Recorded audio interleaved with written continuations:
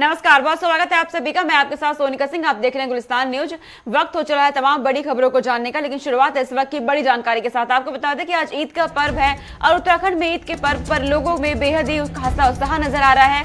Corona का दौर चल रहा है, लेकिन पूरे कोरोना का पालन करते हुए ईद का रौनक देखा जा रहा है। कोरोना नियमों का पालन किया जा रहा है ईद के दौरान। आपको बता दें कि उत्तराखंड में ईद का त्योहार पर रौनक नजर आ रही है। सरकार ने ईद पर गाइडलाइंस भी जारी की है। सरकार की तरफ से कोरोना को देखते हुए गाइडलाइंस भी जारी की गई है। ईद पर सुरक्षा बढ़ा दी गई है। चप्पे चप्पे पर पुलिस की तैनाती की गई है। ईद का पर्व मनाया जा रहा है। उत्तराखंड में बेहद ही उत्साह के साथ लोग इस पर्व को आज मना रहे हैं।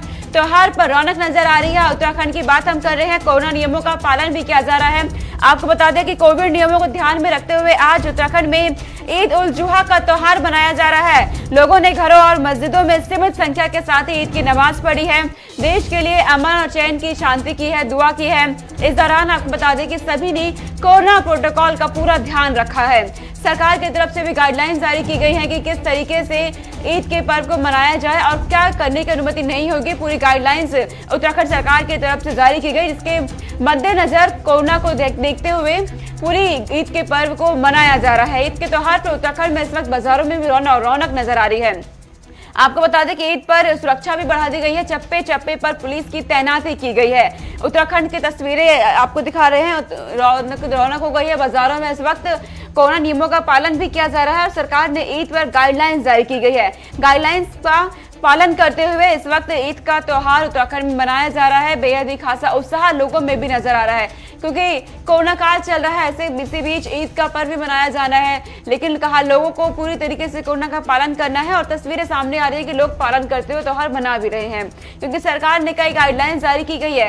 ईद के पर्व को देखते हुए ईद के पर्व पर सुरक्षा भी बढ़ा दी गई है। चप्पे चप्पे पर पुलिस की तैनाती भी की गई है, ताकि किसी तरह की कोई घटना ना हो सके। इसको देखते हुए चप्पे चप्पे पर पुलिस की तैनाती की गई है। सुरक्षा बढ़ा दिए गए हैं। इस दौरान ईद का पर्व आज देश भर में मनाया जा रहा है। इसी बीच उत्तराखंड की तस्वीरें हैं। लोगों में खासा उत्साह नजर आ रहा है। बेहद ही रौनक भरा इस त्योहार को मनाया जा रहा है। ईद के पर्व को सब मिलजुल कर मना रहे हैं, क्योंकि कोरोना का दौर चल रहा है। ऐसे में बेहद ध्यान रखते हुए, कोरोना प्रोटोकॉल का ध्यान रखते हुए इस पर्व को मनाया जा रहा है। उत्तराखंड की बात कर रहे हैं तो मुख्यमंत्री पुष्कर सिंह धामी ने भी लोगों को शुभकामनाएं दी है। ईद पर्व पर मुबारकबाद दी है। उत्तराखंड के राज्यपाल ने सभी को बधाई दी है। ईद के पर्व के अवसर पर इस वक्त की ये जानकारी आप तक पहुंचा रहे हैं कि उत्तराखंड में किस तरीके से ईद का पर्व मनाया जा रहा है। बेहद ही रौनक बाजारों में नजर आ रही है। हमारे संवाददाता धनराज गर्ग हमारे साथ जुड़ गए हैं तमाम जानकारी के साथ। धनराज, उत्तराखंड में ईद का पर्व मनाया जा रहा है, कितना उत्साह आप लोगों में देख रहे हैं और कोरोना काल भी है, तो किस तरह की व्यवस्थाएं हैं?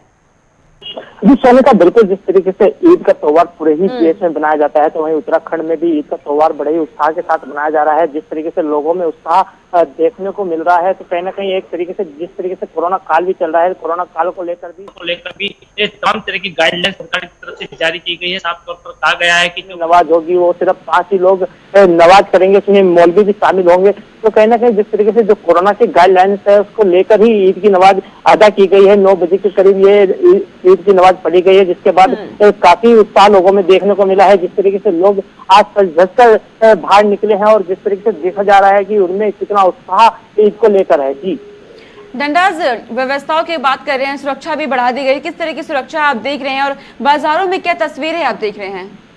जी बिल्कुल सोनिका, जिस तरीके से ईद की सुरक्षा को लेकर जिस तरीके से बाजारों में जो सुरक्षा बढ़ाई गई है, चप्पे चप्पे पर पुलिस तैनात की गई है और सभी मस्जिद और मदरसों में पुलिस तैनात है और जिस तरीके की सुरक्षा देखी जा गई है, तो कहीं ना कहीं एक अच्छी सुरक्षा उत्तराखंड में की गई है। एसएसपी के द्वारा भी कहा गया था कि जो भी उससे पहले भी ईद से पहले भी एक बैठक ली गई थी सभी समुदायों को लेकर और साफ तौर पर उनको निर्देश भी जारी किए गए थे कि जो कोरोना काल है उसकी गाइडलाइंस का पालन करेंगे, उसी के चलते ईद को उसका त्योहार मनाएंगे। तो कहीं ना कहीं वो जो गाइडलाइंस जारी की गई थी उसका पालन होता हुआ नजर आया। आज जिस तरीके से हमने देखा कि मस्जिदों में जिस तरीके से आज भीड़ नहीं उमड़ी है, हालांकि जिस तरीके से पिछली बार भी कोरोना काल चला था उस बार भी ईद नहीं मना पाए थे लोग और गले मिलने पर भी फ्रिज रखा गया था। इस बार भी गले मिलने पर फ्रिज रखा गया और बाजारों की बात करें तो बाजारों में लोगों की भीड़ जरूर देखने को मिल रही है, लेकिन कहीं ना कहीं दुकानदारों ने भी जो सुरक्षा की दृष्टि से जो गोले दुकानों के बाहर बनाए हैं कि जो सोशल डिस्टेंसिंग का पालन लगातार किया जाए, गोले बनाकर ही लोगों को सामान दिया जा रहा है कि जो उस गोले के अंदर ही खड़ा होना पड़ेगा। जी धनराज, उत्तराखंड सरकार की तरफ से गाइडलाइंस भी जारी की गई है, तो क्या आप लोगों को बीच देख रहे हैं कि गाइडलाइंस का पालन हो रहा है? जी बिल्कुल सोनिका, जिस तरीके से बाजारों में देखा गया कि जिस तरीके से गाइडलाइंस सरकार की तरफ से जारी की गई है, नए जिलाधिकारी उत्तराखंड देहरादून को मिले हैं और तमाम तरह की गाइडलाइंस उन्होंने जारी की है। और जिस तरीके से ईद को लेकर सभी लोगों में उत्साह देखने को मिल रहा है, सभी बाजारों में निकले हैं जरूर खरीदारी करने के लिए, लेकिन जो कोरोना की गाइडलाइंस है उसका पालन करते हुए लोग नजर आ रहे हैं। लेकिन कहीं ना कहीं कुछ लोग ऐसे भी हैं जो कोरोना का पालन नहीं कर रहे हैं, सोशल डिस्टेंसिंग का पालन नहीं कर रहे हैं, मास्क नहीं लगा रहे हैं। उसके लिए पुलिस कार्रवाई भी कर रही है, चालानी कार्रवाई लगातार पुलिस प्रशासन कर रहा है। हालांकि जिस तरीके से देखा जाए कि मुख्यमंत्री पुष्कर धामी भी इस पर खुद नजर बनाए हुए हैं और पुष्कर धामी ने आज सभी को ईद की बधाई भी दी है। जी तो लोगों की तरफ से क्या प्रतिक्रिया सामने आ रही है, क्योंकि महंगाई भी हम देख रहे हैं, आज बकरीद के मौके पर जानवरों के रेट भी बहुत ज्यादा है, तो लोगों की तरफ से क्या प्रतिक्रिया आप देख रहे हैं धनराज?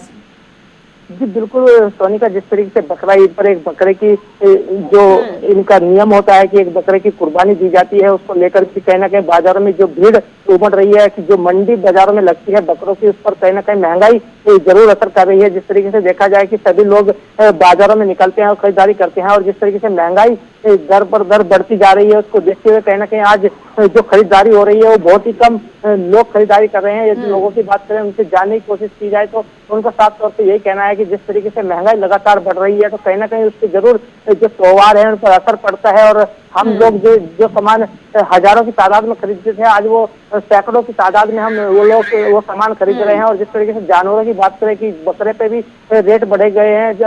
यदि देहरादून की बात करें तो सबसे महंगा जो बकरा था वो 3 लाख रुपए का बिका है, जिस पर तमाम जानकारी आपने दी कि आज उत्तराखंड में ईद का पर्व किस तरह मनाया जा रहा है, क्या तमाम व्यवस्था की गई। बहुत शुक्रिया तमाम जानकारी हम तक पहुंचाने के लिए। आगे रुक करते हैं। अब उत्तराखंड में 16,000 से ज्यादा लोगों को तकरीबन आपको बता दें कि आशियाने मिलने की उम्मीद बताई गई है। 16,000 गरीबों को आशियाने मिलेंगे। उत्तराखंड में ये बड़ा ऐलान किया गया है। दरअसल आपको बताते चले कि आगामी विधानसभा चुनाव भी होने हैं, ऐसे में इस वक्त की देखते हुए बड़ा ऐलान किया गया है। केंद्र से मंजूर से पीएम आवास योजना की मंजूरी दी गई है, ये आपको जानकारी दे दें। आपको बता दें कि 2019 से 20 तक 12,662 आवास मंजूर किए गए थे। ग्रामीण क्षेत्रों के लिए आपको बता दें कि 16,472 आवास स्वीकृत किए गए। उत्तराखंड के 16,000 गरीबों को आशियाने मिलेंगे, इस वक्त की बड़ी जानकारी आपको बता दे। ये ऐलान कर दिया गया है उत्तराखंड के 16,000 गरीबों के लिए, दरअसल उन्हें आशियाने देने का ऐलान किया गया है। पीएम आवास योजना केंद्र ने मंजूर कर दी है। पीएम आवास योजना को उत्तराखंड में आपको बता दें कि 2019 और 20 तक 12,662 आवास मंजूर किए गए थे और ग्रामीण क्षेत्रों के लिए 16,472 आवास स्वीकृत किए गए थे। और अभी ऐलान कर दिया गया है कि उत्तराखंड के 16,000 गरीबों को आशियाने मिलेंगे। मुख्यमंत्री पुष्कर सिंह धामी की तरफ से यह ऐलान किया गया है कि अब उत्तराखंड के 16,000 गरीबों को आशियाने मिलने जा रहे हैं। ये इस वक्त गरीबों के लिए बड़ी राहत भरी खबर सामने आ रही है। केंद्र ने मंजूर दे दी है पीएम आवास योजना को उत्तराखंड में। और 2019 और 20 की बात करते हैं तो 12,662 आवास मंजूर किए गए थे। हमारे संवाददाता संचित शर्मा हमारे साथ जुड़ गए तमाम जानकारी के साथ। संचित, अब ये जानकारी सामने आ रही है उत्तराखंड में कि 16,000 गरीबों को आशियाने दिए जाएंगे पीएम आवास योजना के तहत, क्या कुछ जानकारी आपके पास? देखिए, मैं आपको बता दूं सोनिका कि प्रधानमंत्री आवास योजना के तहत उत्तराखंड के 16,000 गरीबों को आवाज दिए जाएंगे। कहीं ना कहीं जिस तरीके से अगर बात करें उत्तराखंड की राजनीति को लेकर के, तो प्रधानमंत्री के कामों को लेकर के, जिस तरीके से आयुष्मान कार्ड को लेकर के अगर बात करें या फिर ये प्रधानमंत्री आवास को लेकर के योजना को लेकर के बात करें, तो लगातार जो प्रधानमंत्री के काम उनकी घोषणाएं की जा रही है, उनका लाभ गरीब जनता को और जनता को दिया जा रहा है। तो कहीं ना कहीं अगर 2022 के चुनाव की दृष्टि से देखें तो लगता है कि जो आगामी चुनाव की जो रणनीति है वो प्रधानमंत्री के चेहरे के ऊपर ही 2022 उत्तराखंड के लिए तैयारी की जा रही है। तो यानी कि अब कहा जा सकता है कि कांटे की टक्कर देखने को मिलने वाली है उत्तराखंड में आगामी विधानसभा चुनाव को, क्योंकि विपक्षी पार्टियां भी लगातार एक्शन मोड में है। उत्तराखंड के सीएम भी लगातार एक्शन मोड में नजर आ रहे हैं। तो ये जानकारी आपको दे रहे हैं कि उत्तराखंड में 16,000 गरीबों को आशियाने मिलेंगे।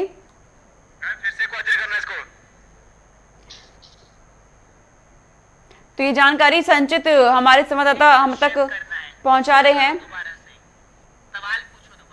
तो संचित, आपसे जानकारी जानना चाहेंगे कि उत्तराखंड में आगामी विधानसभा चुनाव है, ऐसे में कांटे की टक्कर देखने को मिलने वाली है, क्योंकि विपक्ष पार्टी भी लगातार एक्शन मोड में नजर आ रही है। अब उत्तराखंड के नए सीएम भी लगातार एक्शन मोड में है, उन्होंने ऐलान कर दिया है। कांटे की टक्कर रहेगी संचित? देखिए, 2022 के चुनाव की अगर बात करें तो जिस तरीके से उत्तराखंड के अंदर आम आदमी पार्टी की सक्रियता लगातार बढ़ती जा रही है, तो इस बार जो भाजपा को जो डर है वो कांग्रेस से नहीं बल्कि इस बार आम आदमी पार्टी से। साथ ही साथ अगर बात करें आम आदमी पार्टी के मुखिया की, तो आम आदमी पार्टी के मुखिया अरविंद केजरीवाल लगातार उत्तराखंड में जो ऐलान करने की बात कर रहे हैं, उन्होंने सबसे पहले जो घोषणा करी, उन्होंने कहा कि 300 यूनिट बिजली प्रत्येक घर में मुफ्त देंगे, जिसको लेकर के सबसे पहले अगर भाजपा की बात करें तो भाजपा के जो मंत्री है उन्होंने घोषणा करी कि 250 यूनिट बिजली प्रत्येक घर को वो देंगे। उसके बाद लगातार अरविंद केजरीवाल उत्तराखंड आए, अरविंद केजरीवाल ने 300 यूनिट बिजली का ऐलान किया, जिससे उन्होंने लगातार जो भाजपा है, भाजपा ने अपने ऐलान किया, उसके ऊपर बढ़ चढ़ के जो आम आदमी पार्टी की भागीदारी थी उसको लेकर के कहीं ना कहीं अब आप देख सकते हैं कि जो 2 लाख प्रत्येक घर तक जाने की जो कवायद इस समय।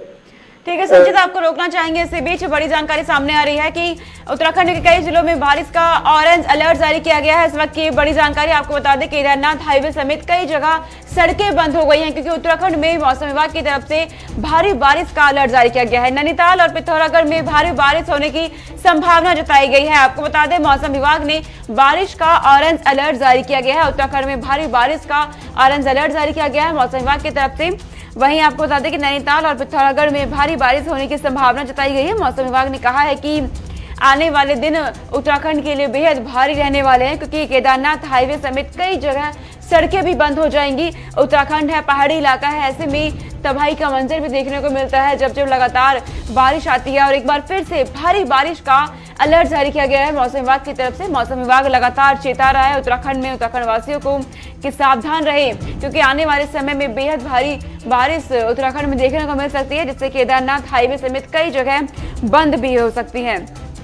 नैनीताल और पिथौरागढ़ में भारी बारिश की संभावना जताई गई है। आपको बताते चलें कि मौसम विभाग ने बारिश का ऑरेंज अलर्ट जारी किया गया है। लगातार बीते कई दिनों से उत्तराखंड में बारिश का मौसम बना हुआ है। इसके इसमें मौसम विभाग की तरफ से कहा गया कि आकाशीय बिजली गिरने की संभावना है, तेज हवाएं भी चल सकती हैं। बीते दिन की बात करते हैं तो बादल फटने की खबरें सामने आई, जिसमें कई लोगों की मौत की खबरें भी सामने आई। कुछ दिन बाद आकाशीय बिजली गिरने में महिला और एक बच्ची लापता हो गई। अभी खबर मौसम विभाग की तरफ से चेताया गया है कि आने वाले दिन उत्तराखंड में बेहद भारी रहने वाले हैं, क्योंकि भारी बारिश का अनुमान जताया गया है। हमारी संवाददाता विशाखा चौधरी हमारे साथ जुड़ गए हैं तमाम जानकारी के साथ। विशाखा, एक बार फिर से उत्तराखंड में भारी बारिश का मौसम विभाग ने अनुमान जता दिया है। इस वक्त मौसम कैसा है और आने वाले दिनों में कैसा रहेगा? जी बिल्कुल सोनिका, जिस तरीके से आप देख सकती हैं फिलहाल कि उत्तराखंड का मौसम लगातार सुहावना हो रखा है और राज्य में बारिश हो रही है। आज लगातार 5वां दिन है। बीते रविवार से लगातार बारिश हो रही है और पहाड़ी जिलों से लेकर मैदानी जिलों में बारिश देखने को मिल रही है। और इस मानसूनी बारिश से जहां लोगों को गर्मी से राहत मिल रही है, वहीं कई प्राकृतिक और मानव निर्मित आपदाओं का भी सामना करना पड़ रहा है, चाहे वो भूस्खलन के रूप में हो, बादल फटने के रूप में हो या जगह जगह जल भराव के रूप में हो। ये सभी परेशानियां भी लोगों को फेस करनी पड़ रही है। और जिस तरीके से पिछले 5 लगातार राज्य में बारिश हो रही है, तो फिलहाल और जिस तरीके से मौसम विभाग ने आज कई जिलों में ऑरेंज अलर्ट भी जारी किया है भारी बारिश को लेकर।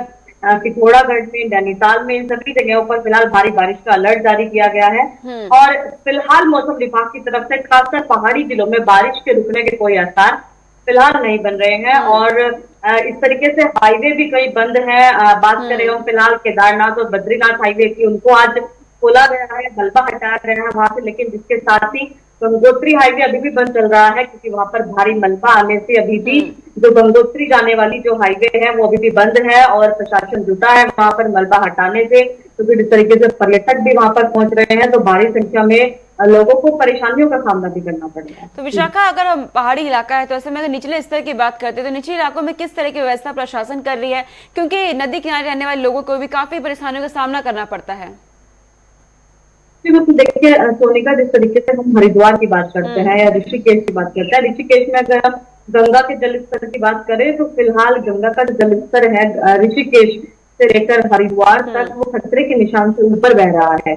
और जो आसपास के इलाके हैं, जाहिर तौर पर जो लोग वहां पर रहते हैं या जो झुग्गी झोपड़ियां बनाकर रहते हैं, जिनके पास अपने मकान नहीं है, वो नदियों किनारे बसे हैं, ऐसे लोगों को भी खासकर परेशानियों का सामना करना पड़ता है इस मानसूनी बारिश का। और प्रशासन के द्वारा खाली जरूर कराया गया है, लेकिन जिनके पास साधन उपलब्ध नहीं है, जाहिर तौर पर यह बारिश उनके लिए आफत का सबब जरूर बनती है। विशाखा, बीते दिनों देखा गया कि जब बादल फटने के बाद, आकाशीय बिजली के बाद कुछ मौत की खबरें भी सामने आ रही थी, तो क्या कहीं एक बार फिर से ऐसा ही कोई मंजर सामने आ सकता है क्या? क्या मौसम विभाग की तरफ से कुछ चिताया गया आकाशीय बिजली को लेकर? पहाड़ियों में लगातार पर्यटक पहुंच रहे हैं और उत्तर तरीके से 3 लोगों की मृत्यु की पुष्टि हुई है और उसके बाद एक नाले के उफान पर आने से एक महिला और उसकी बेटी की मृत्यु का जो खबर है वो सामने आई है। और इसके बाद जिस तरीके से अभी नैनीताल पहुंचते हुए कुछ पर्यटकों पर कुछ रास्ते में मलबा आने से गाड़ी क्षतिग्रस्त हो गई, वहां पर एक जो पर्यटक है उसकी मृत्यु की खबर सामने आई है। तो ये सभी चीजें हैं और पहाड़ों में जब बारिश का इस तरीके से लगातार बारिश होती है तो ये तमाम समस्याएं सामने आती हैं और ये जो जानवर माल का नुकसान है ये भी राज्य को उठाना पड़ता है। ठीक है विशाखा, जिस तरीके से मौसम इस वक्त बदल रहा है उत्तराखंड में, अगर बात करते हैं उत्तराखंड प्रशासन व्यवस्था तो तमाम कर रहा है, लेकिन ऐसे समय सवाल भी कई खड़े होते हैं कि प्रशासन पहले से तैयारियां क्यों नहीं करता? क्योंकि जब भी बारिश आती है तो ऐसा मंजर देखा जाता है, तबाही का मंजर सामने आता है उत्तराखंड से।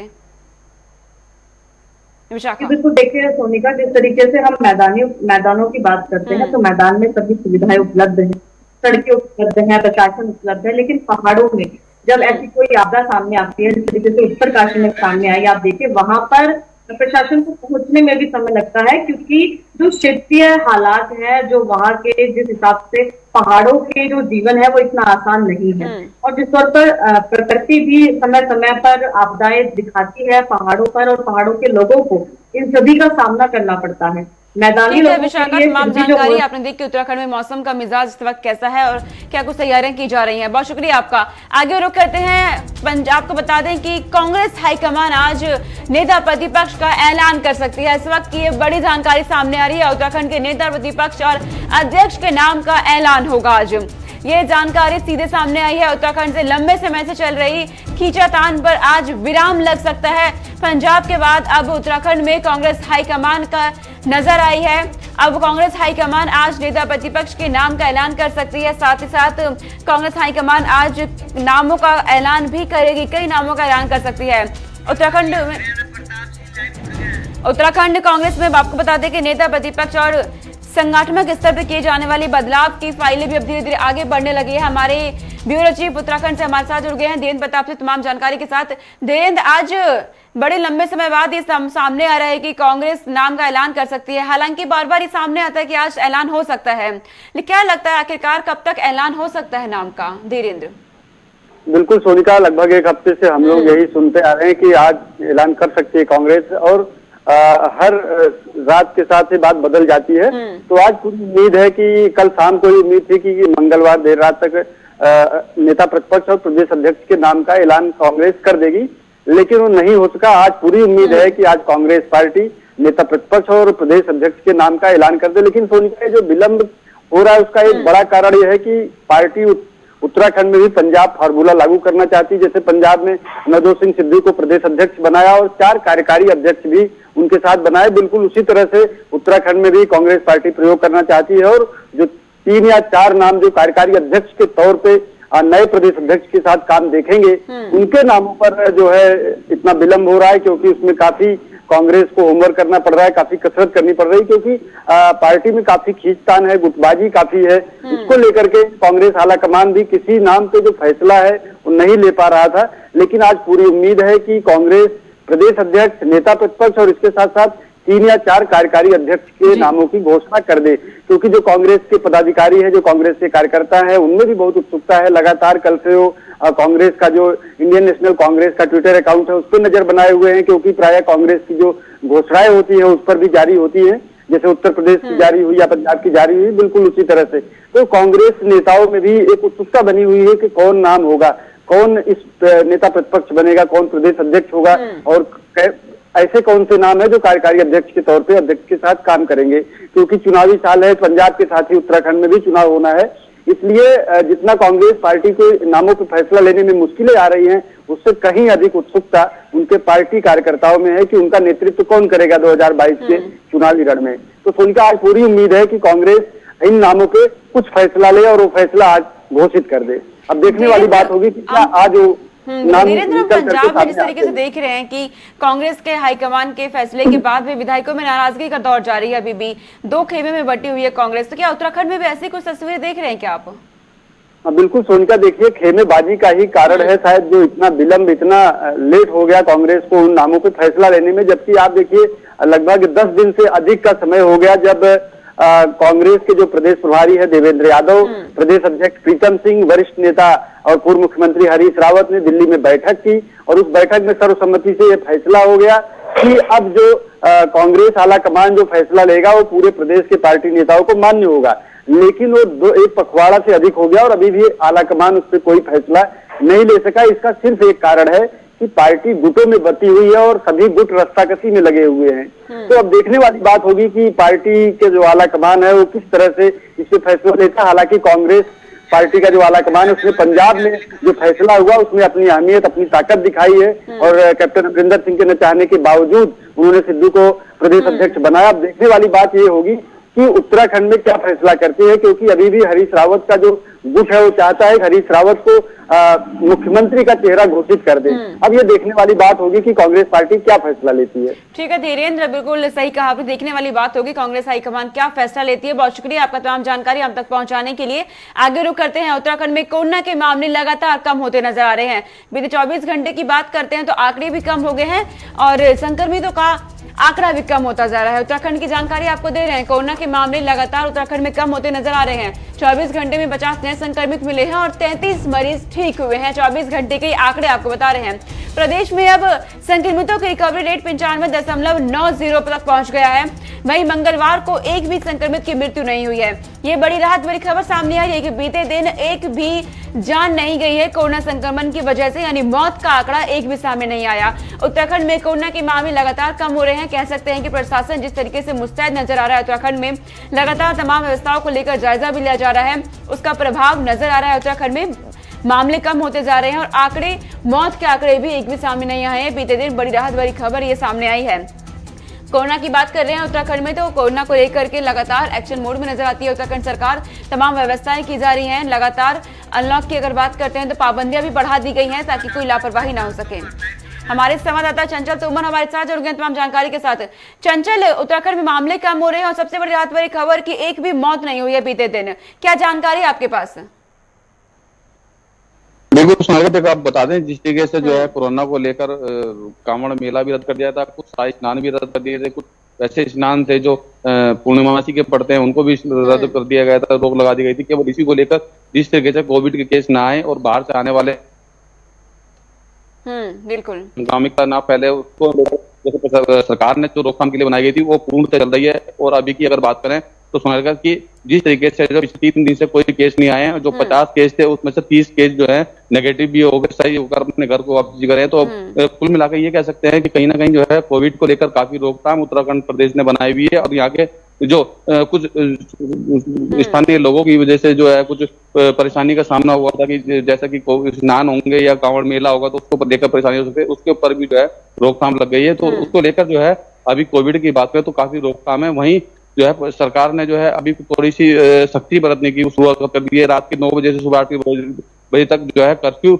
लगा दिया गया है कि और कुछ दिन है हफ्ते में, जैसे 2 दिन कर दिए, शनिवार और इतवार को पूर्णतः बंद का वो कर दिया है। तो लगातार बाजार खुल रहे हैं। लेकिन उत्तराखंड में कोरोना के मामले कम होने लगे हैं, लेकिन आने वाले समय की बात करते हैं तो तीसरी लहर के लिए कितनी तैयार है उत्तराखंड सरकार?